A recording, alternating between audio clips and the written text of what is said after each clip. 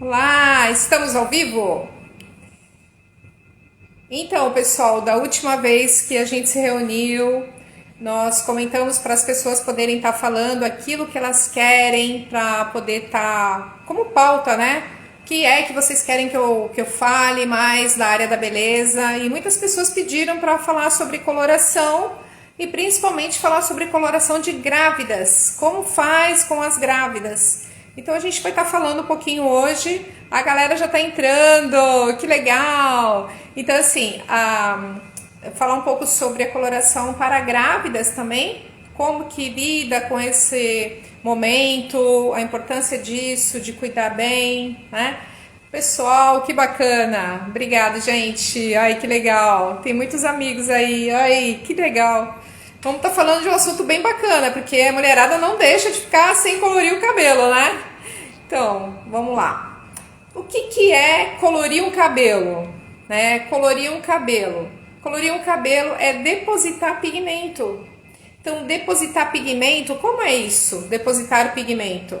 Então, nós vamos imaginar que nós estamos caminhando no mato, tá? E aí, você tá andando com uma roupa de lã. E aí você tá caminhando no meio do mato e tem aqueles carrapichos, sabe aqueles carrapichos que gruda na lã? Você sai do mato com aquele monte de bolinha grudada, aqueles carrapichos. Então, se você entra com uma roupa lisinha, uma roupa de seda, um roupão de seda maravilhoso, ela não vai grudar. Então, assim, é igual o pigmento. Porque o que é colorir um cabelo? É depositar pigmento. E esse pigmento ele vai no córtex do fio. Então, o córtex do fio é como se fosse uma roupa de lã. E o pigmento é um carrapicho, é igualzinho o carrapicho, porque é uma bolinha com um monte de esferas, um monte de tentáculozinhos que agarra no córtex do cabelo. Então, assim, isso é colorir um cabelo. É depositar o pigmento na fibra, ok? Então, assim, as primeiras colorações que surgiram foram colorações mais pro escuro. Depois entrou as colorações claras, né? Então, eu vou contar brevemente uma história pequena, só para as pessoas terem ideia da evolução da coloração e o que tem de mais moderno hoje. Sim, porque tem muita coisa acontecendo, né? Então, assim, porque a química evolui, as coisas evoluem e é legal a gente estar antenado. Então, a coloração, ela no início tinha muita amônia, ela era 8%, 10% de amônia. Então, essa quantidade de amônia precisava de muita... os pigmentos eram muito grandes, era como se fosse uma melancia, enormes. Para esse pigmento entrar dentro do córtex do fio, tinha que abrir muito a cutícula para eles poderem estar entrando. Então tinha que ter muita amônia, era 8, 10% de amônia. Por isso que o cheiro da coloração quando preparava era forte, era intenso. Por esse motivo, pelo pigmento ser grande. Depois, conforme foi evoluindo, eles descobriram um pigmento menor.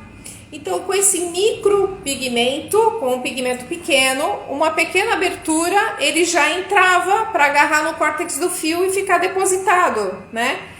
Aí, com essa mudança do pigmento, as colorações diminuíram a quantidade de amônia. Então, nós tínhamos 1%, 0,75%, 0,90% de quantidade de amônia. E aí, isso fez a segunda geração de coloração, que são as colorações com micropigmento. Ai, que legal! E aí, com água oxigenada de 10 volumes, de 20 volumes, de 30, de 40, tranquilo, como qualquer profissional utiliza. Só que eles viram que se usasse com uma água oxigenada de 5 volumes, que eles chamaram no mercado, não de água oxigenada, mas de uma emulsão, preparada com essa massa da coloração, teria o que? Um tonalizante. E aí surge o tonalizante, que é a terceira evolução da coloração. Esse tonalizante, ele é mais suave porque como ele tem uma quantidade de água oxigenada muito mais baixa, que nós temos no cabelo camadas de cutícula, né? São 22 camadas de cutícula. A USP fala até em mais, mas assim, até a última instância, 22 camadas de cutícula. As primeiras camadas de cutícula, exocutícula A, exocutícula B, epicutícula, então cada início de camada tem um nome. Então essa não é água oxigenada, essa emulsão, porque é 5 volumes, ela é bem baixa, ela abre as primeiras camadas de cutícula e deposita ali. Então ele vai dar o pigmento, mas ele não entra nas outras camadas cuticulicares, né? Então é um tonalizante, mas tem amônia. É baixa, bem baixa, mas tem amônia, ok? É independente da marca, tá? O que eu tô falando é independente da marca. Legal. E aí, tem outra evolução? Tem a quarta evolução da coloração, que é a coloração free amônia, zero de amônia. As colorações zero de amônia, elas tiraram a amônia, mas entrou o que? O para-ressorcinol. É uma outra droga que entra no lugar da amônia, abre a cutícula do fio e consegue penetrar o pigmento. Olha que legal, né? Então, isso é a quarta geração de coloração. Isso é muito bacana. Agora, o que tem de novidade no mercado são as colorações vegetais. As colorações vegetais não vai oxigenada, né? Então, as colorações vegetais, ela vem da tintura mãe. A tintura mãe é tirada da planta, ela tem fitoativos, só que é uma quantidade muito alta. Quando eles diminuíram essa quantidade de fitoativos, ela serviu para uma coloração de cabelo. Então, você consegue colorir um cabelo com essa tintura que sai realmente das plantas e você consegue colorir um cabelo. Claro que ela não tem a mesma durabilidade que uma coloração tradicional, ela também serve para as grávidas, para pessoas que têm muita alergia, muita sensibilidade, isso já tem no mercado, foi muito falada na última feira Hair Brasil, é uma coisa muito legal para as pessoas saberem. E a gente só tem isso para colorir o cabelo? Não, a gente pode colorir um cabelo com uma rena, a partir do momento que essa rena seja uma rena natural, uma planta, uma erva. Se ela não tiver nenhuma mistura no mercado, porque tem misturas que são feitas, porque, né? Então não dá para confiar em todas, porque existe muitas coisas, porque se a rena vem de uma planta, até por lógica, ela tem uma tendência de cor por causa da própria planta. Quando você veja outras nuances e outras cores que saem do normal da rena, isso não é normal, né? Alguma mistura tem ali. Então, assim, tem que prestar atenção. Se é uma rena, a origem da rena, aí você pode realmente fazer a aplicação da rena, que é só com água, né? E você aplica a rena e ela vai dar as cores mais comuns do mercado em relação à cor da rena. Quando a pessoa tem muita sensibilidade, alergia, qual outra opção? Ou uma grávida, né? Principalmente no caso das grávidas, como que faz para colorir o cabelo? Então, ela tem a opção dessa coloração, que é a coloração vegetal, ela tem a opção de fazer balaiagens, porque a gente coloca o papel, você pode fazer um tonalizante e pôr no fio e fechar no papel, mas não encostar no couro cabeludo, fazer só no fio, se o médico permitir, mas usa tonalizante. Então é uma técnica que não vai direto no couro cabeludo e você trabalha somente na fibra, no fio, ou costura onde estão os brancos e você corrige, isso também é legal, né? A outra opção seria as máscaras. As máscaras com pigmento tem várias, mas tem vermelha, tem para os castanhos, tem marsala, cobre. Então o que acontece? São cremes, são máscaras que você lava o cabelo, aplica ela, espera o tempo de ação e enxágua. Vai durar? Não, não vai durar. Não tem amônia, não abriu cutícula, só está na primeira camada superficial. Ela pegou e ela vai durar um tempo, mas pelo menos deu uma cor, saiu daquele branco e entrou numa nuance, a nuance que você escolheu. Então isso é interessante, porque é saudável, principalmente no momento da gravidez, isso é muito interessante. Então, as máscaras, elas dão maciez, dão brilho, é uma opção interessante para as grávidas. e se o médico permite, aí entra nos tonalizantes. Nos últimos congressos de tricologia, questões da área médica, uns aprovam que sim, outros falam que não, porque quando a gente fala do folículo piloso, o folículo, que é onde nasce o fio do cabelo, é dentro do folículo, como se fosse um saquinho, né?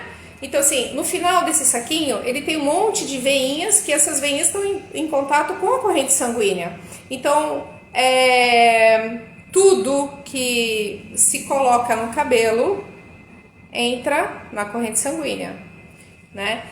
Tanto que se a pessoa ingere uma droga ou utiliza de alguma coisa ilícita, vai para a corrente sanguínea, entra, porque o sangue está ali, entra no fio do cabelo. Então, se você pega um fio de cabelo e vai levar para análise, você descobre se a pessoa usou alguma coisa através do fio de cabelo. Então, vice-versa, interno ou externo. Então, externamente também entra dentro do organismo. Então, alguns médicos são contra por causa da amônia, principalmente por causa dos 3 meses, que são os meses de formação do feto. É muito importante ter uma consciência em relação a isso para ter uma gravidez mais tranquila e evitar esses tipos de coisas que pode dar alteração no feto ou em alguma parte química, né? As mudanças químicas que podem acontecer por causa da amônia. Existem muitos relatos e coisas assim. Ai, que legal, Glorinha! A Ana, a Dulce, que legal! Tem bastante gente, que bacana! Obrigado, gente. Olha quanto coraçãozinho aí, que legal! Obrigado, gente. Muita gente acenando, que legal. Então, quem quiser escutar um outro assunto ou abordagem de algum outro tema, eu gostaria que vocês escrevessem alguma coisa para a gente estar preparando para quinta-feira que vem, para poder estar dando continuidade, né? Desse trabalho de poder estar falando o que as pessoas estão pedindo para escutar. De repente não sabiam da existência da coloração vegetal, não conheciam mais ou menos a evolução da coloração, né? O interessante é falar de algumas coisas também que, por exemplo, faz a gente refletir, né? Você vê, em alguns países como Suíça, Suécia e nananã, não entra mais coloração com 8% e 10% de amônia. Não entra, tá? Não entra. É proibido. Só que no Brasil, você pode entrar nos mercados aí, tem um monte de coloração com 8, 10% de amônia, tá? Tá cheio. Tá cheio. Tá cheio. Tá bom? Então, se você lê, se você busca, se você procura ver uma coloração com micropigmento, uma coloração que tem free amônia, que é 0 de amônia, você tá nas colorações mais evoluídas do mercado. Aí você usa a mesma cor que você usava. Se você, eu gosto dessa cor que eu tô usando, então você compra a mesma cor, só que você se preocupa com a qualidade de coloração, com a evolução da coloração, o melhor que tem de coloração para você passar em você. Isso que é legal, né? Então, tem muitas coisas dentro do Brasil que ainda estão para ser mudadas, né? Espero que não tenha que acontecer nenhum acidente para poder mudar as coisas, né? Como, por exemplo, dentro do Brasil não é obrigatório o controle do pH. Então, assim, o pH é potencial de hidrogênio, né? É onde define as bases ácidas e as bases alcalinas. E os shampoos, eles têm que vir marcado se ele é ácido ou se ele é alcalino. Por quê, Márcia? Porque se eu compro um shampoo que tem o pH elevado, 6,5, 7, é um shampoo que vai abrir as cutículas do fio. Se eu estou abrindo as cutículas do fio, o que vai acontecer com a sua coloração? Vai sair a coloração na água. Por quê? Porque eu abri as cutículas do fio. Então, se eu estou abrindo as cutículas do fio, está saindo os pigmentos. Então, se você usa um shampoo que tem um controle de pH adequado, 4,5, 5, aí você vai ter o quê? Um controle de pH. Então, isso faz com que as cutículas do fio fiquem unidas e a sua coloração possa durar mais. Isso é interessante. Mas tem um lá dentro. Não adianta fazer tudo isso e você usar a água lá em cima. A temperatura da água extremamente quente. Por quê? Por que isso interfere a água? A água interfere muito, porque quanto mais elevada a temperatura da água, mais alcalina ela se torna. O que é alcalino? É igual a água do mar. É como se você desse um tibum no mar e o cabelo não fica duro, o cabelo não fica áspero. Então, quando você usa um shampoo que tem um pH um pouco mais elevado, ele abre as cutículas do fio e vai sair os pigmentos. E o cabelo pode ficar um pouco áspero, dependendo do pH, ok? Então, é interessante você saber o pH ou comprar um produto que realmente tenha isso marcado, tá? Porque às vezes a gente é muito influenciado pelo marketing. Ah, o shampoo é sem sal. Gente, como é que shampoo é sem sal? Desculpa, mas eu tenho que rir. Por quê? Como? Você vai dar soro fisiológico pro teu filho. Ele tá ruim e aí você precisa preparar um soro. Como é que você faz? Um copo de água, a mesma quantidade de sal e a mesma quantidade de açúcar em porções iguais. Você mistura, você faz um soro caseiro, mas é um soro. E você vai restabelecer a saúde da pessoa. Então esse equilíbrio é importante. Então se você usa uma base só de açúcar, não tem sal nenhum, então ele é só glicose.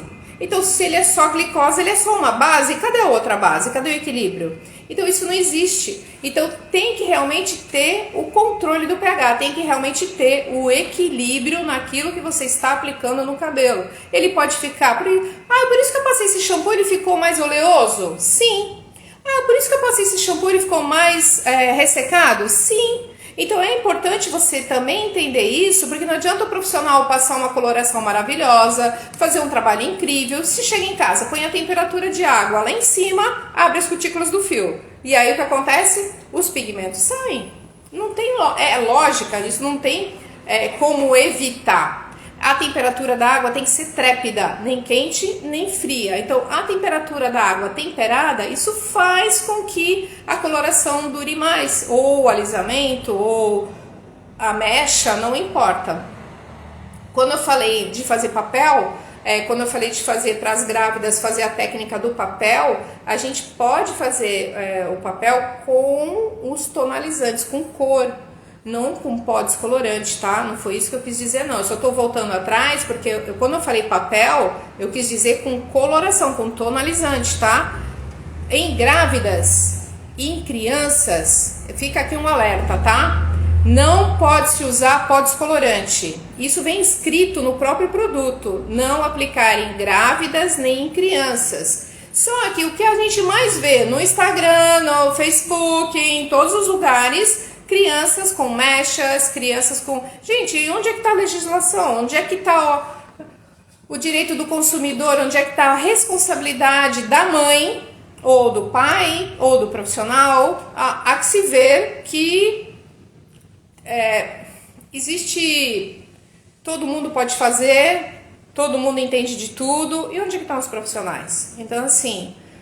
Tem que se refletir um pouco sobre isso, porque isso é muito sério. A gente está falando de peróxido de hidrogênio, né? Então, assim, peróxido de hidrogênio é muito, muito perigoso. Então, não pode realmente aplicar nem em grávidas, nem em crianças. Isso não pode se fazer, tá? E não é a Márcia que está falando, é a legislação. E isso vem escrito no frasco dos produtos, tá? Independente da opinião de qualquer profissional. Pega o produto e leia. Porque se hoje em dia todos os produtos estão nas casas de cosméticos, seja profissional ou linha cliente, está tudo misturado. Então todo mundo tem acesso para ver. Então veja, está escrito lá. Comprove isso que eu estou falando, tá lá. Então assim, é uma coisa muito perigosa. Então assim, pode me procurar, eu vou esclarecer, vou explicar, mas eu vou falar, isso eu não faço. E não faço mesmo. Então é importante essa colocação, principalmente por causa das grávidas, ok? Essa maneira de lavar, essa maneira de cuidar é importante, porque a duração da coloração, a duração do brilho, da cor, com um produto próprio, um shampoo próprio para coloração, uma máscara própria para coloração, isso tudo vai fazer com que dure mais a sua coloração, e que o cabelo fique macio, que o cabelo fique brilhoso e que ele não vá mudando de cor, que ele vai mantendo a cor. Porque se você usar o shampoo certo e a máscara para poder dar ebuliência, e no final você passar o condicionador, você vai ver que o cabelo vai ficar incrível, e fica mesmo, fica incrível. Bom, eu acredito que tenha falado um pouco mais profundo sobre coloração, não sei o que vocês acharam, eu gostaria de alguns comentários, se eu continuo, se vocês estão gostando, se isso foi legal. E fica aqui o meu melhor, o que eu puder passar, o que eu puder falar sobre a área que eu amo tanto. Agradeço aí. Olha, tem muita gente. Ana, que legal, Carminha, que legal. Tem muita gente aí, bacana. Muito obrigado mesmo. Agradeço de gratidão. E aí vocês dão umas dicas para quinta-feira que vem, se vocês acharem outro tema, algum outro ponto que vocês queiram saber. Estou à disposição, tá bom? Um grande beijo, obrigado, gente. Obrigadão. Tchau.